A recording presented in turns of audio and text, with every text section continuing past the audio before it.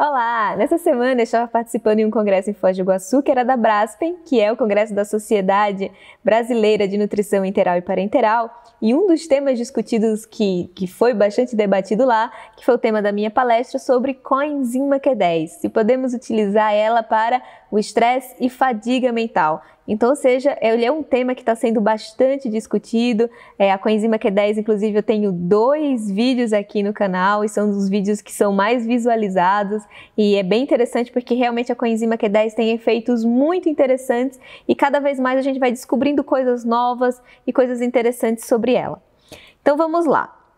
Os tópicos abordados aqui, que eu abordei na minha palestra, que foi bastante discutidos, foi realmente o que é a coenzima Q10, quais são os efeitos dela, a importância dela na função mitocondrial, então por isso que ela pode ser tão importante para ser utilizada na fadiga e no estresse mental. Por quê? Porque a fadiga e o estresse mental tem uma condição por trás disso que é a disfunção mitocondrial. Então, se você tem disfunção mitocondrial, a chance de ter fadiga e estresse mental também é maior. O papel da deficiência da coenzima Q10 na síndrome da fadiga crônica, que é o modelo principal e a aplicação principal da coenzima Q10 nessas questões de estresse e de fadiga mental. E a suplementação de coenzima Q10 na prática, a gente vai fazer um levantamento aqui novo e a gente aproveita e faz uma atualização para vocês desse tema da coenzima Q10, que é sempre tão importante a gente compartilhar essas atualidades. Para contextualizar todo mundo, né? O que é a coenzima Q10? A coenzima Q10 ela não é considerada uma vitamina em si, ela é considerada uma pseudovitamina e a gente encontra ela em 2 formas. Existe até uma certa confusão de quando a gente fala o termo coenzima Q10. Aqui no Brasil, a gente encontra a coenzima Q10 na forma de ubiquinona. A forma ubiquinona é que a gente denomina a forma de coenzima Q10. Mas existe a forma de ubiquinol, que é a forma reduzida da coenzima Q10. A forma reduzida, ela é diferente da forma oxidada, que é a forma ubiquinona, simplesmente por uma diferença de elétrons. Quando ela está oxidada, ela perde 2 elétrons, quando ela está reduzida, ela ganha 2 elétrons. Então, basicamente, esse é o ciclo de redox, de redução da coenzima Q10. E aí vocês vão me perguntar por que isso é tão importante. Eu vou mostrar isso nesse próximo slide aqui, que são os 2 papéis importantes da coenzima Q10. A primeira delas é na mitocôndria. O que acontece na mitocôndria? Existe na mitocôndria uma cadeia transportadora de elétrons e é isso que faz a mitocôndria gerar energia. A eficiência energética da mitocôndria depende dessa cadeia transportadora de elétrons e a coenzima Q10 faz parte disso, de 3 grandes processos dessa cadeia transportadora de elétrons. Uma outra dela, que é da terceira etapa aí, inclusive eu falei já em um dos meus vídeos, nas UCPs, que são proteínas desacopladoras. O que isso significa? As UCPs, elas ajudam a liberar energia sob forma de calor, que é o conceito de efeito termogênico. Então, quando você tem uma mitocôndria funcionando bem, você tem toda a sua usina de energia funcionando efetivamente, inclusive liberando energia sob forma de calor. E isso, para os processos de emagrecimento, também é super importante, porque você vai ter ali uma eficiência metabólica. Então, quanto melhor a saúde da sua mitocôndria, melhor a saúde da sua célula, melhor também todas as suas questões metabólicas. Uma outra coisa importante que a coenzima Q10 participa também é na membrana celular. Ela protege a membrana do estresse oxidativo, principalmente desse ataque de radicais livres. Então, ela junto ali com outras enzimas antioxidantes, ela ajuda a participar, principalmente ali junto com a vitamina E, eles participam dessa proteção da membrana celular, da membrana da célula. Então, se isso acontece, então a gente evita também peroxidação lipídica, que é um processo em que as gorduras e os lipídios eles são oxidados. Isso tem um papel bastante preocupante. A apoptose principalmente nas células cerebrais, por isso que a gente vai falar sobre isso em termos de fadiga e estresse mental, porque quando a gente tem um declínio cognitivo, a gente tem uma perda muito grande das nossas células cerebrais, e o que isso obviamente vai levar uma diminuição do nosso desempenho cognitivo, levando essa sensação de fadiga mental e um peso realmente que algumas pessoas sentem. Então, normalmente quando isso acontece, a gente tem um estresse oxidativo muito grande. E nesse próximo slide, eu também já mostrei isso aqui nos meus outros vídeos, mas isso é sempre importante reforçar, quais são as aplicações em que a coenzima Q10 ela é bastante efetiva. Nas doenças cardiovasculares, nas doenças neurodegenerativas, na síndrome da deficiência mitocondrial. Ela vai ser fundamental, porque se a mitocôndria depende da coenzima Q10 para funcionar, se eu tenho uma síndrome que leva a uma deficiência mitocondrial, a coenzima Q10 ela vai ser super importante. Algumas doenças renais, na inflamação, na fertilidade humana, então tanto para as questões de fertilidade, para homem e para mulher, isso é super importante, na proteção ao envelhecimento, nas questões de síndrome metabólica e diabetes. Então, a coenzima Q10 tem inúmeras aplicações benéficas aqui.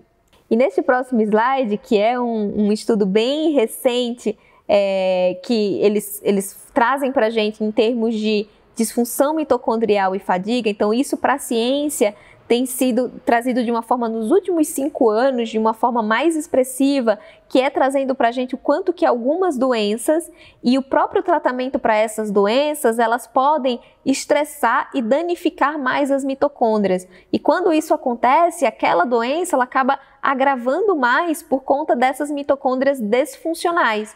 Então, a disfunção mitocondrial, ela pode gerar um processo de fadiga crônica, justamente porque nas doenças, a gente tem um impedimento da função das mitocôndrias, então como vocês podem ver aí todo nesse mecanismo que acontece lá na mitocôndria, tanto o impedimento dessa fosforilação oxidativa, que é onde acontece essa cadeia transportadora de elétrons, e uma das causas desse impedimento do funcionamento da mitocôndria é a redução dos níveis de coenzima Q10.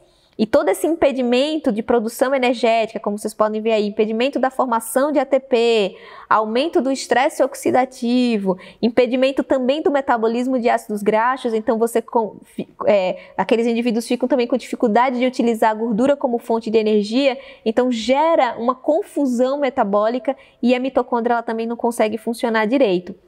E aí o que isso vai levar? Essa disfunção mitocondrial mais inflamação vai levar ao processo de fadiga. Então, a pessoa vai sentir fadiga física e mental por causa da disfunção mitocondrial e essa inflamação e todos esses danos que estão ocasionando na mitocôndria. E nesse próximo slide é a relação entre a disfunção mitocondrial e a síndrome da fadiga crônica que está acometendo muitas pessoas, principalmente dependendo aí de uma série de doenças, as doenças autoimunes, as doenças em que as pessoas têm uma inflamação crônica muito grande, isso leva também à síndrome da fadiga crônica. E uma das causas dessa disfunção mitocondrial e síndrome da fadiga crônica é a deficiência da coenzima Q10, entre outros fatores. Por isso que quando a gente vai pensar em melhorar a coenzima Q10, a gente tem que pensar também em outros nutrientes, como zinco, vitamina E, ômega 3 e outros componentes que ajustem o processo anti-inflamatório. E o que leva à deficiência da coenzima Q10? Será que existem pessoas que têm mais facilidade em ter deficiência de coenzima Q10? Sim. A deficiência de coenzima Q10 ela pode ter basicamente duas causas. A causa primária são algumas mutações, alguns polimorfismos genéticos. Então, algumas pessoas já têm uma tendência genética a ter os níveis reduzidos de coenzima Q10. Então, isso em testes genéticos a gente consegue avaliar.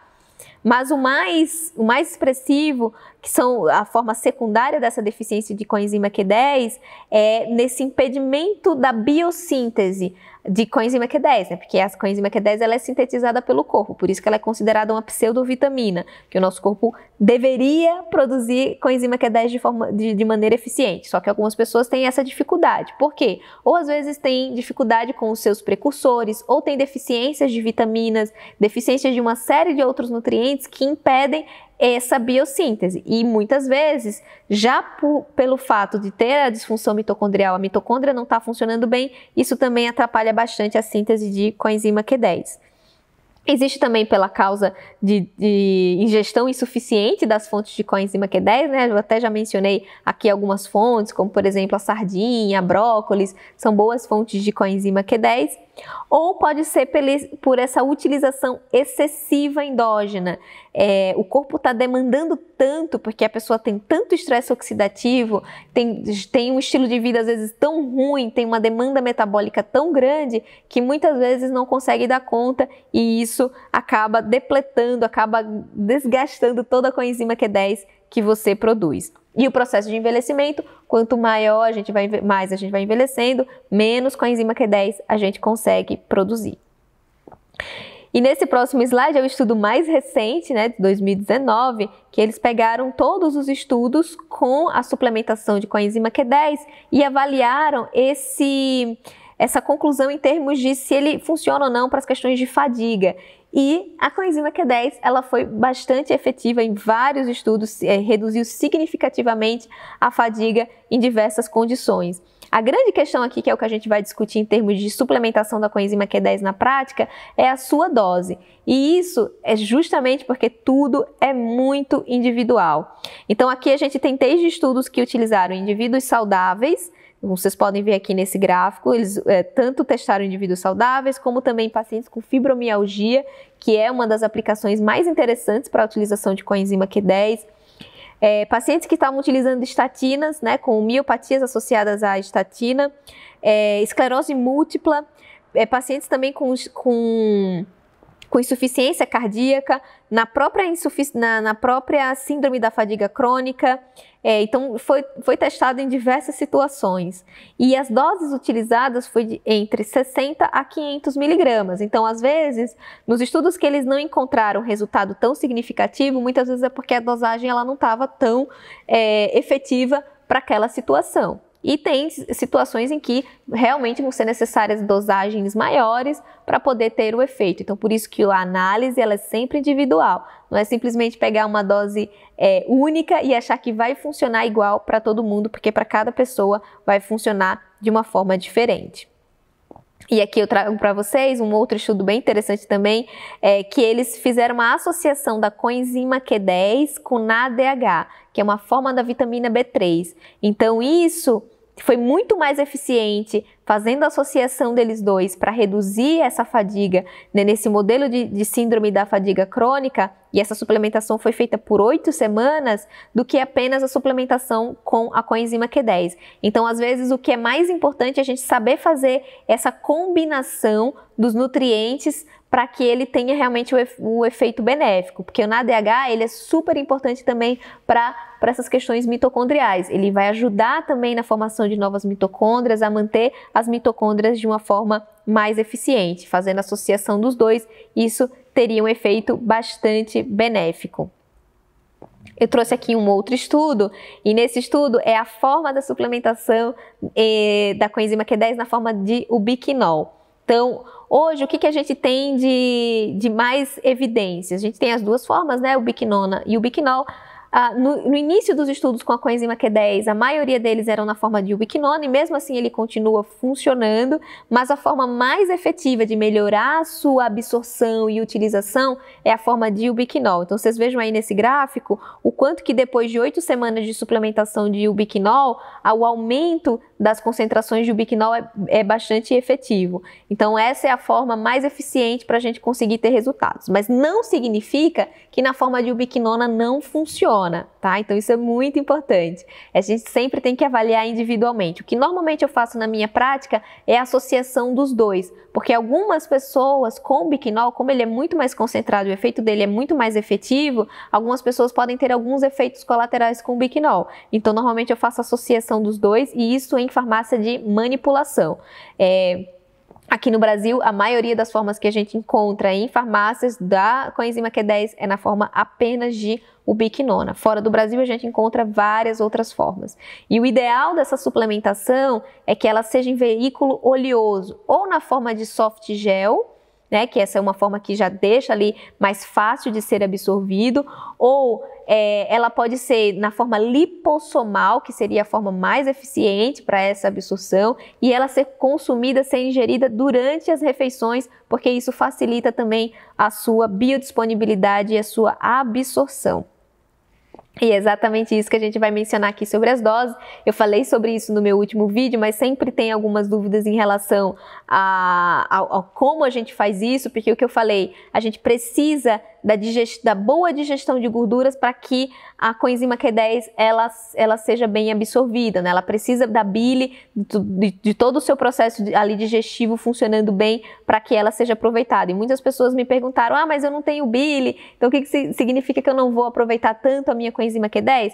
Vai aproveitar, mesmo que você tenha tirado a vesícula biliar, na verdade, você vai conseguir, minimamente a quantidade que você consegue produzir, você vai conseguir sim absorver, não tão expressivamente, então por isso que a gente precisa ajustar a dose para você. Então se você não tem vesícula biliar, a dosagem ela precisa ser ajustada, não significa que vai ter efeito maléfico para você, é só a dose que tem que ser ajustada por essa deficiência de bile. E a gente estimular a produção de bile, fazendo uma dosagenzinha de limão antes das refeições, isso ajuda, limão com gengibre, ajuda muito a produção ali de bile, melhorar as suas questões digestivas, isso também vai ser super importante, tá?